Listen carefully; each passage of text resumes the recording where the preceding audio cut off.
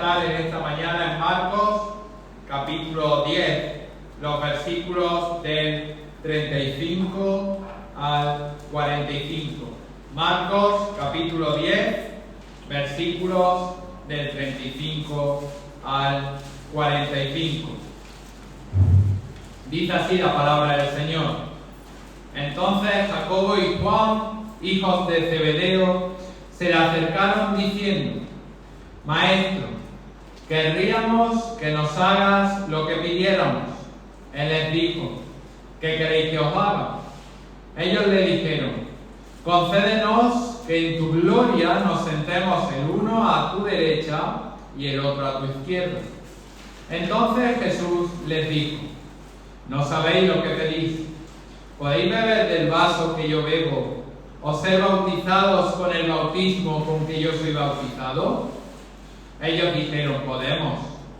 Jesús les dijo: a la verdad, del vaso que yo bebo, beberéis, y con el bautismo con que yo soy bautizado, seréis bautizados. Pero el sentaros a mi derecha y a mi izquierda no es mío darlo, sino a aquellos para quienes está preparado.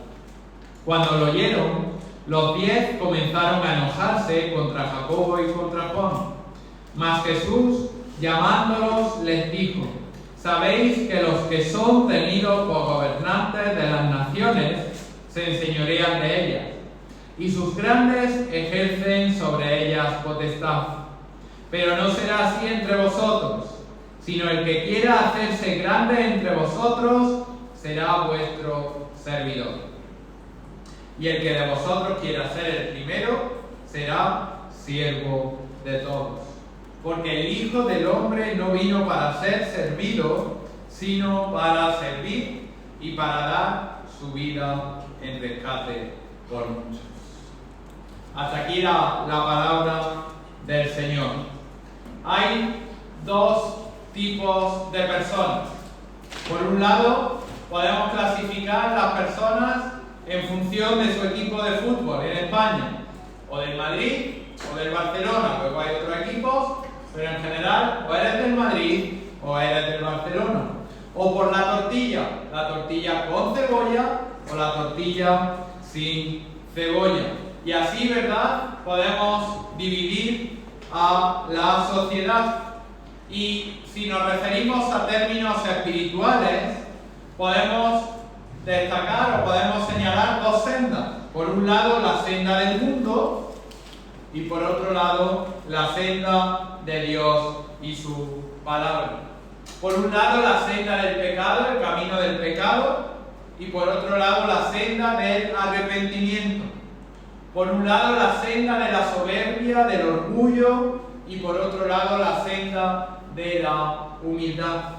Y precisamente de esto es lo que vamos a hablar en esta mañana.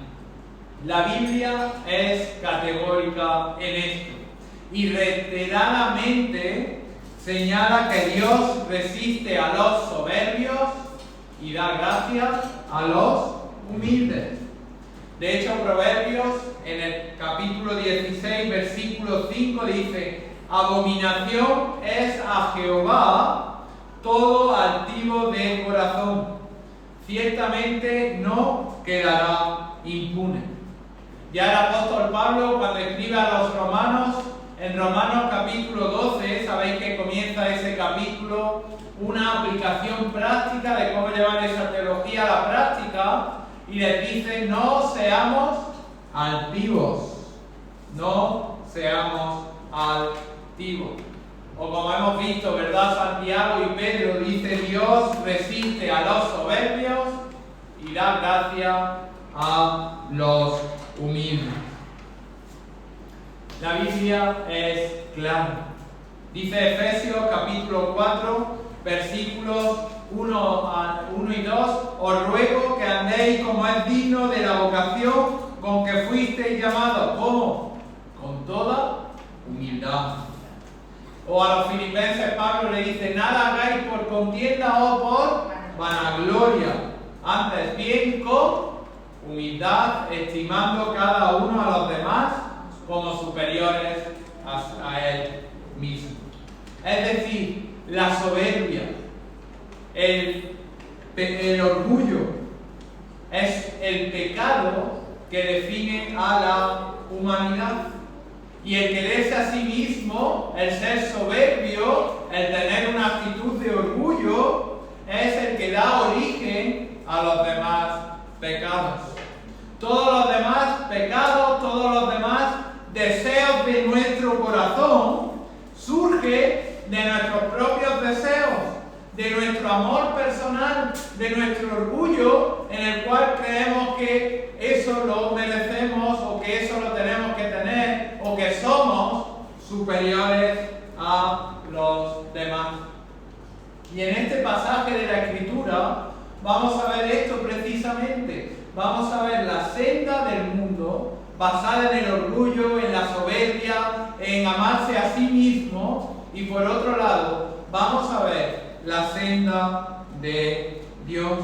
Fijaros, nos encontramos con unos discípulos que habían abandonado todo, que habían sido redimidos, que estaban junto con el Señor Jesucristo, que amaban a Jesús, que creían en su reino, pero en este pasaje vemos como aún batallaban con su orgullo, vemos como aún batallaban con sus deseos personales, vemos como aún se amaban a ellos más a sí mismos que a los demás. Para ellos, que habían dejado todo, la idea de tener una posición destacada, una posición de honor, era una idea perfecta. Era una idea increíble.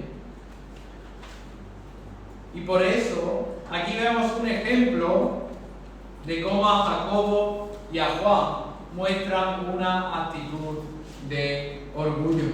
Ellos, estos discípulos, se consideraban superiores a los demás. Habían, como he dicho, se habían negado a sí mismos, habían dejado todo, habían seguido a Jesús hacia lo desconocido, y ahora lo que estaban pensando era, bueno, a cambio de todo esto que hemos hecho, tú, Señor Jesús, ¿qué nos vas a dar? Es como cuando mis hijos les dijo, venga, portaros bien, que vamos a ir por aquí. Llegan, lo hacen todo muy bien, llegan a la casa y dicen, bueno, me he portado muy bien, sí, ¿qué me das a cambio? Es la misma idea, ¿verdad? Todos lo hemos hecho alguna vez. La misma idea. ¿Hemos dejado todo? Bueno, ¿qué nos vas a dar, Señor Jesucristo? Y fijaros, este incidente nos muestra esas dos sendas. Por un lado, la senda del mundo, la senda del orgullo, la senda de nuestros deseos propios, y por otro lado, la senda de Dios, de negarse a sí mismo. Una es una senda pecaminosa, mientras que la otra es una senda que caracteriza el reino de Dios. Fijaros, en primer lugar, vamos a ver la senda del mundo. Dice versículos del 35 al 42. Entonces Jacobo y Juan, hijos de Zebedeo, se le acercaron diciendo, Maestro, querríamos que nos haga lo que pidiéramos. Él les dijo, ¿qué queréis que os haga? Ellos le dijeron, concédenos que en tu gloria nos sentemos el uno a tu derecha y el otro a tu izquierda. Entonces Jesús les dijo, ¿no sabéis lo que pedís? ¿Podéis beber del vaso que yo bebo o ser bautizados con el bautismo con que yo soy bautizado? Ellos dijeron, podemos. Jesús les dijo, a la verdad, del vaso que yo bebo beberéis, y con el bautismo con que yo soy bautizado seréis bautizados. Pero el sentados a mi derecha y a mi izquierda no es mío darlo, sino aquellos para quienes está preparado. Cuando lo oyeron los 10, comenzaron a enojarse contra Jacobo y contra Juan. Mas Jesús llamándolos les dijo, ¿sabéis que los que son tenidos por gobernantes de las naciones se enseñorean de ellas y sus grandes ejercen sobre ellas potestad.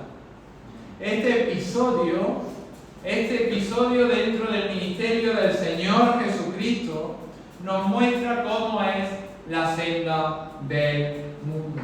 Y nos da tres características. Nos vamos a ver en primer lugar cómo el mundo pecaminoso es egoísta. En segundo lugar vamos a ver cómo el mundo, la senda del mundo, confía en sí misma. Y en tercer lugar, crea una competencia feroz entre ellos. En primer lugar, la senda del mundo es egoísta, la primera de las características. Fijaros, encontramos aquí en los dos primeros versículos a Juan y Jacobo, que dice la Escritura que eran los hijos de Zebedeo. Eran dos hermanos que junto con Pedro y Andrés conformaban el círculo más íntimo de los 12. Estos dos, junto con Pedro y Andrés, eran los más cercanos a Jesús. De hecho, como ya estudiamos, solo Pedro, Jacobo y Juan, es decir, los dos protagonistas de esta historia, tuvieron el privilegio de estar con el Señor Jesucristo en muchos acontecimientos clave, como por ejemplo, como vimos en la transfiguración. Estaba Pedro, estaba Juan y estaba Jacobo. También cuando el Señor resucitó a la hija de Jairo, o junto cuando el Señor Jesucristo estaba orando en el huerto de Getsemaní. Es decir, ellos cuatro, según se desprende del texto, consideraban que aún dentro de esos 12 discípulos, ellos cuatro tenían una posición más destacada que el resto. Y posiblemente Jacobo y Juan pensaban que aún dentro de esos cuatro eran los dos principales por encima de Pedro y Andrés. Además, ellos tenían, o creían que tenían, mejor dicho, una ventaja superior que a Andrés y a Pedro.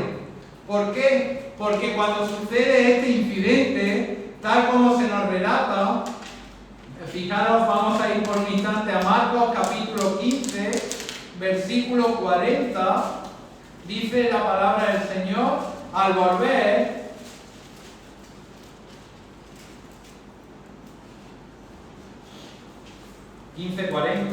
dice la palabra del Señor, también había algunas mujeres mirando de lejos, entre las cuales estaban María Magdalena, María la madre de Jacobo el menor, y de José, y Salomé. ¿Quién es esta Salomé? Esta Salomé es la madre de Jacobo y de Juan. Es decir, era la madre, como nos dice Mateo capítulo 27, versículo 56, de los hijos de Zebedeo. Y por tanto, era la hermana de María, la madre de Jesús. Es decir, ellos pensaban, somos del círculo más cercano de Jesús. Dentro de esos cuatro, que podríamos estar ahí, somos encima sus primos. Sus primos. ¿Por qué? Porque María era su tía. Entonces dijeron ya, entre eso y la audacia de que somos familia, vamos a tener una posición privilegiada.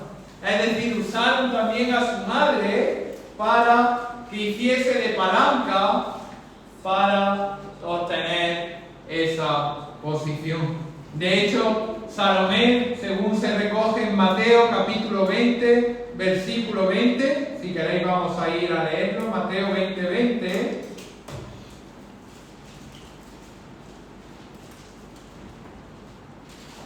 Dice: entonces se le acercó la madre de los hijos de Zebedeo con sus hijos, postrándose ante él y pidiéndole algo. Este es el mismo pasaje, es decir, fue la madre quien se acerca junto con Juan, junto con Jacobo, a pedirle algo. Y no fue para sí misma, sino para sus hijos, porque ella sabía que eso iba a traer honor a su familia.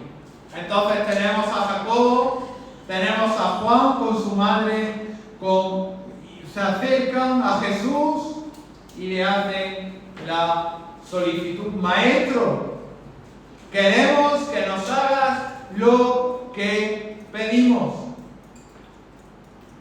Es decir, actúan como los niños cuando intentan manipular a sus padres. Es decir, muchas veces Matías Olimpia me dice: ¿me va a decir que sí a lo que te voy a decir? Antes de decírmelo, ¿verdad? Porque ya, pues esto hicieron. Maestro, ¿nos va a dar lo que te pidamos? Es decir, estaban intentando que les concediese la petición antes de decirle de lo que se trataba. Entonces el Señor Jesucristo, ¿verdad?, se niega y le dice: ¿qué? Pero aún así le dice: ¿qué queréis que os haga? Y ellos le dijeron, dice el texto bíblico, ¿verdad? Versículo 37: concédenos que en tu gloria nos sentemos el uno a tu derecha y el otro a tu izquierda. Esta petición no era algo anormal. Esta petición refleja la costumbre de los antiguos gobernantes que ponían a sus familiares como máximos cargos, como una relación íntima, y les daba un lugar de honor al lado de cada uno. Es decir, ellos lo veían: lo tenemos fácil, ¿verdad? Lo tenemos sencillo. Pero ¿qué muestra? Muestra sus deseos personales. Muestra su orgullo. Muestra que no habían aprendido humildad. Muestran que tenían un deseo egoísta. A pesar de todo el tiempo que ya llevaban junto con Jesús, aún batallaban y luchaban contra sus deseos carnales, contra el satisfacerse a sí mismos, contra el obtener lo mejor para ellos. Y no solamente eso, sino que no les importaba lo que les pasase a los otros apóstoles. Como si ellos estuviesen por debajo, como si el resto de los apóstoles no fuesen dignos de el honor que ellos creían que merecían. Estaban siendo manipuladores, estaban siendo consumidos por su ambición personal, por su promoción personal, y vemos su senda egoísta. Desgraciadamente, así funciona el mundo. Desgraciadamente, aún creyentes, ¿verdad?, siguen batallando sobre sus deseos propios y ponen por delante de sí sus deseos propios, su interés personal por encima del interés de los hermanos de la iglesia, ponen su cuidado y su deseo personal por encima del cuidado de sus hijos, por encima del cuidado de su esposa, etcétera, etcétera. Vivimos muchas veces en nuestros deseos propios, en nuestro egoísmo personal, en nuestro satisfacer nuestros deseos, sin importar los deseos del resto de hermanos, de nuestra esposa, de nuestros hijos, etcétera, etcétera. En segundo lugar, la senda del mundo se caracteriza por un exceso de confianza. Fijaros, dice el versículo del 38 al 40. Entonces Jesús les dijo: ¿no sabéis lo que pedís? ¿Podéis beber del vaso que yo bebo o ser bautizados con el bautismo con que yo soy bautizado? Ellos dijeron: podemos. Jesús les dijo: a la verdad, del vaso que yo bebo beberéis, y y con el bautismo con que yo soy bautizado seréis bautizados, pero el sentados a mi derecha y a mi izquierda no es mío darlo, sino a aquellos para quien está preparado. Fijaros cuál fue la respuesta del Señor Jesucristo. Muchas veces nuestros padres contestan igual, ¿verdad? Hijo mío, tú sabes lo que estás diciendo. Tú sabes lo que me estás pidiendo. Tú sabes qué es lo que quieres, ¿verdad? ¿Cuántas veces le hemos hecho alguna propuesta o alguna petición a nuestros padres y le dicen, anda, vete por allí? ¿Tú sabes que ni siquiera lo que eso conlleva? Pues esta es la misma respuesta. No sabéis lo que pedís. No sabéis lo que pedís. Podéis beber del vaso que yo bebo o ser bautizados con el bautismo con que yo soy bautizado. Es decir, este vaso, esta copa que se hace referencia, fijaros en Mateo capítulo 26, versículo 39.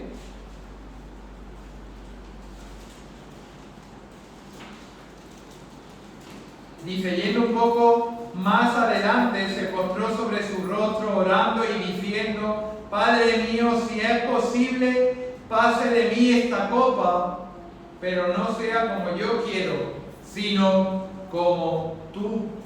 Y el bautismo que vemos en Lucas, capítulo 12, versículo 50. Dice Lucas 12, 50.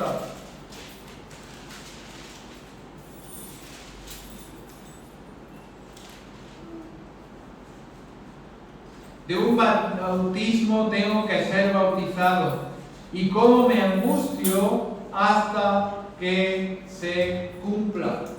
Que vemos que la copa, ¿verdad? Y el bautismo, que hace referencia aquí el Señor Jesucristo, son referencias al sufrimiento del Señor. Aquí lo que el Señor le está diciendo, ¿vais vosotros acaso a pasar el sufrimiento? ¿Vais a experimentar el dolor por completo? ¿Va a caer en vosotros la ira de Dios? Esto es lo que le está diciendo. ¿Qué estáis diciendo? ¿Que os queréis sentar ahí? ¿Va a caer sobre vosotros la ira de Dios?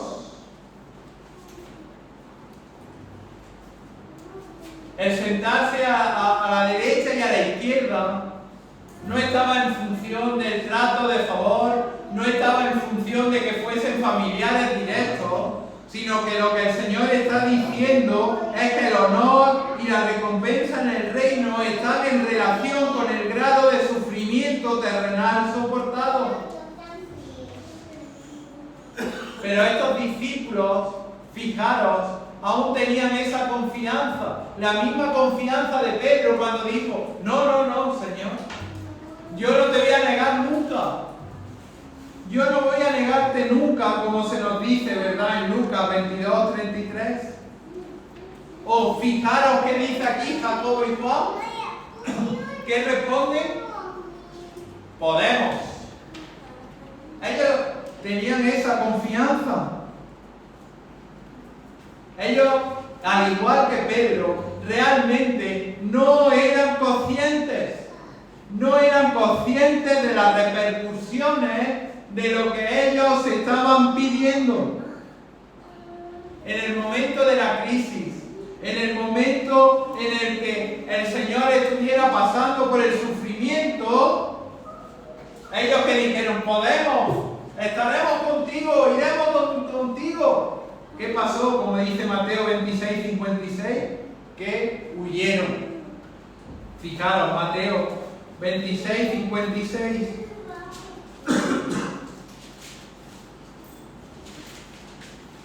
Mas todo esto sucede para que se cumpla la escritura de los profetas.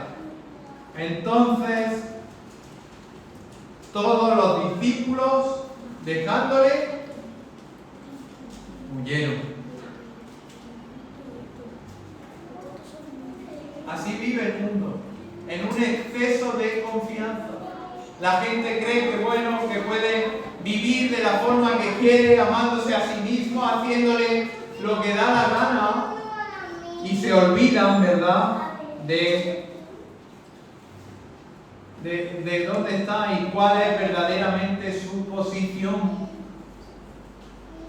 Fijaros, el Señor Jesús les dice y continúa: la verdad, el vaso que yo bebo beberéis, y con el bautismo con que yo soy bautizado seréis bautizados. Es decir, le está diciendo, no vais a pasar por el sufrimiento de la cruz, porque solamente yo puedo pasar, pero vais a pasar por sufrimiento, vais a pasar por situaciones difíciles. Pero el sentar a mi derecha, a mi izquierda, no es mío darlo, sino aquello para quien está preparado. Y fijaros, Jacobo, este mismo Jacobo, fue el primero de los 12 en ser martirizado. Fue ejecutado por Herodes Agripa, el primero.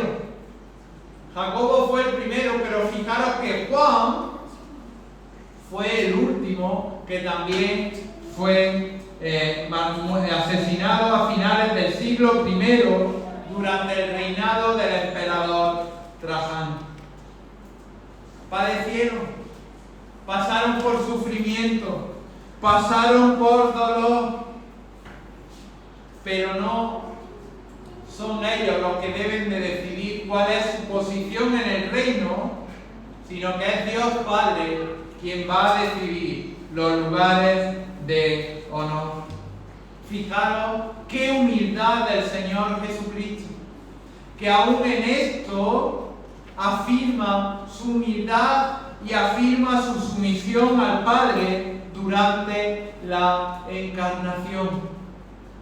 El mundo se caracteriza por esto, ¿verdad?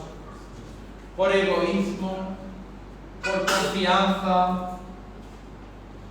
En tercer lugar, el mundo se caracteriza porque hay una competencia, una competición entre unos y otros. Fijaros versículos 41-42. ¿Qué hicieron el resto de los discípulos? Cuando lo oyeron los 10, comenzaron a enojarse contra Jacobo y contra Juan.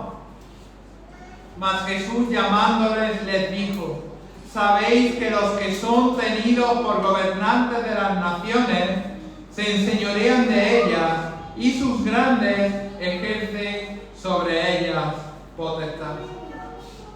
El mundo, ¿verdad? Una competencia feroz. Se dice en Bailén que si alguien monta algo y le va bien, hay 100 que montan el mismo negocio, ¿verdad? Pues esto es así, una competencia feroz.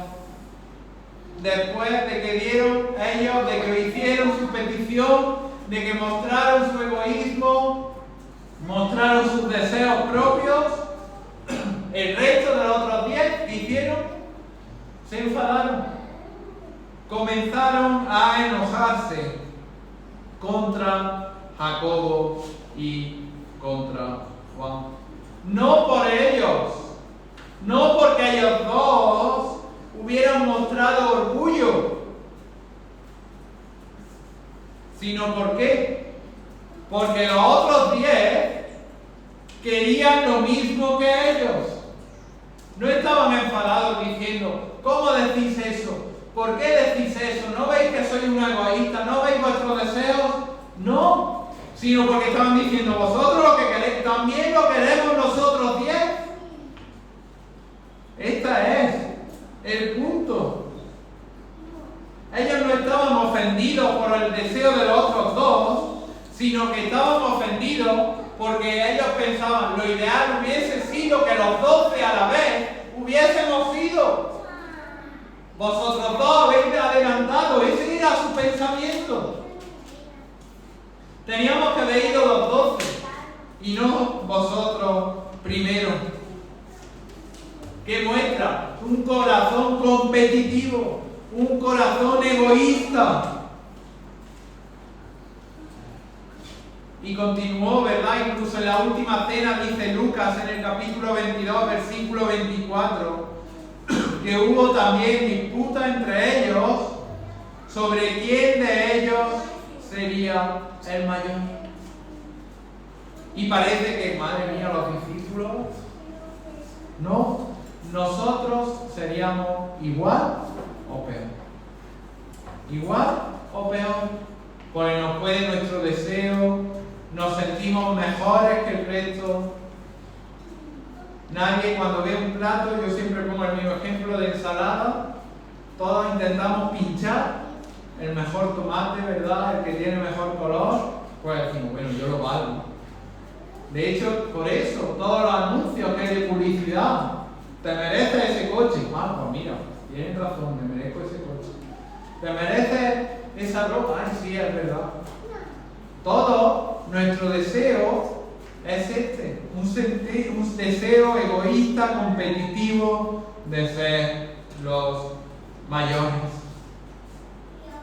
Y Jesús reúne a los 12 en este instante y les dice: sabéis que los que son tenidos por gobernantes de las naciones se enseñorean de ellas y sus grandes ejercen sobre ellas potestad. Los apóstoles estaban influenciados por el estilo de liderazgo que predominaba en el mundo. ¿Qué pasaba? Había una persona, un gobernante, que ejerce su potestad sobre los súbditos. Aún así sigue siendo hoy, ¿verdad? En la mayoría de las naciones, un gobernante ambicioso, autocrático, confiado, arrogante, orgulloso, dictatorial, dominante, que hace y deshace en múltiples gobiernos, desgraciadamente, del mundo a su antojo. Y el resto de las personas, súbditos, que no pueden hacer nada para salir de esa situación. Este es el mundo. Esta es la senda del mundo.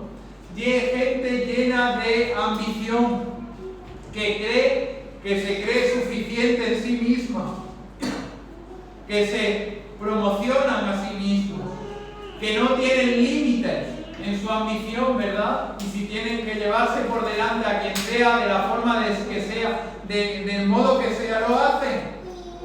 Llegan al poder por un corazón corrupto y orgulloso y buscan el poder a toda costa y mantenerse en el poder. Este es el mundo. Esta es la sociedad del mundo. Una confianza en sí mismo, competitividad, egoísmo, amarse a sí mismo, creerse superior a los demás. Pero sin embargo, ¿cuál es la senda de Dios? En segundo lugar, vamos a ver la senda de Dios. Dice la palabra del Señor, versículos 43 al 45. Pero no será así entre vosotros, sino que el que quiera hacerse grande entre vosotros será vuestro servidor. Y el que de vosotros quiera ser el primero será siervo de todos. Porque el Hijo del Hombre no vino para ser servido, sino para servir y dar su vida en rescate por muchos. Increíble, ¿verdad? La lección de Jesús. Increíble la lección. Jesús contrasta la senda del mundo con la senda de la grandeza del reino de Dios. Y les dice, esto, como va el mundo, lo que vosotros habéis visto, conforme va, esto no es así. Un cristiano no es como el resto del mundo, sino que el que quiera hacerse grande entre vosotros será vuestro servidor. Y el que quiera ser el primero de vosotros va a ser el siervo de todos. Justo al contrario de lo que piensa el mundo. La grandeza de la senda de Dios nace de la humildad. Nace en ser un servidor y siervo de todos.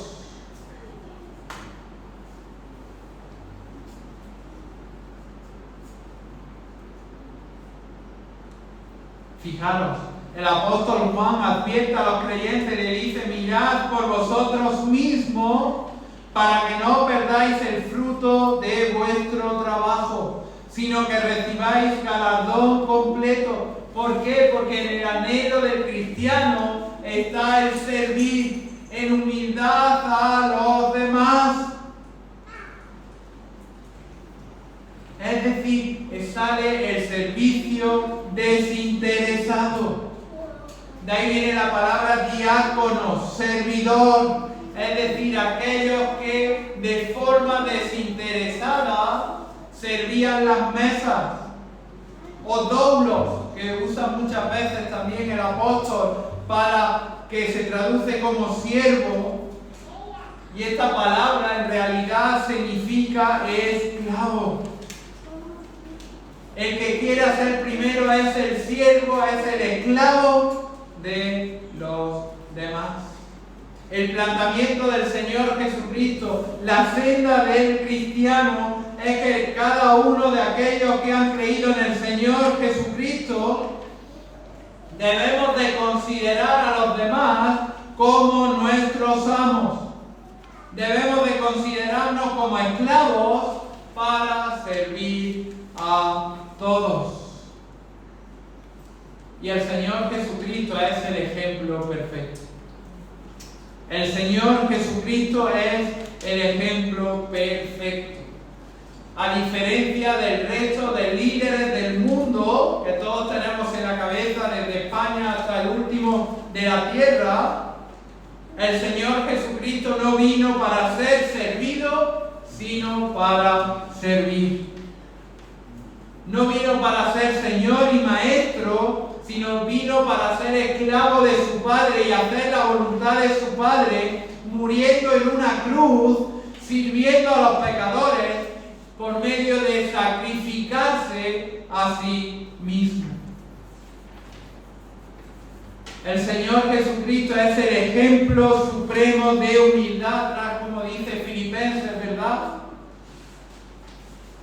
Capítulo 2, versículos del 5 al 8. Y fijaros dónde lleva su servicio y su obediencia al Padre, que murió y dio su vida en rescate por muchos.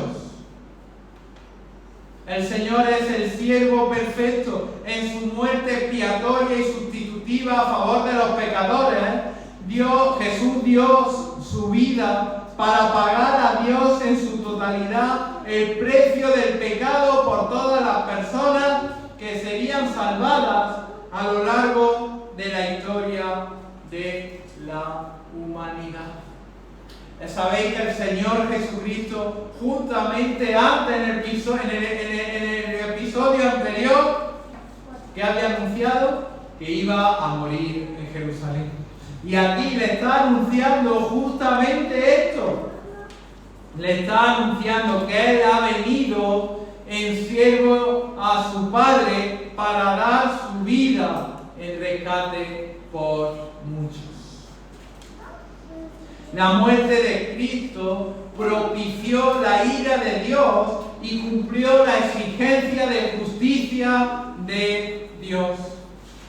Por eso aún hoy es tiempo de salvación. Por eso si hoy crees en el Señor Jesucristo como tu único y suficiente Salvador, hay salvación, hay perdón de pecados, porque el Señor Jesucristo fue el ejemplo supremo de humildad. Fue el ejemplo supremo de que vino a servir y no a ser servido, hasta tal punto que dio su vida en la cruz del Calvario, para que tú hoy, si crees en el Señor Jesucristo como tu único y suficiente Salvador, puedas ser salvo. Dos caminos, dos sendas. La senda del mundo, egoísta, competitiva, satisfaciendo los deseos propios.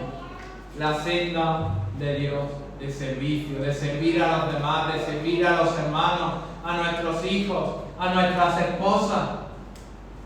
El verdadero cristiano está al servicio de los demás, está al servicio de su familia, estimando a los demás como superiores así dice. Pues que el Señor nos ayude, ¿verdad?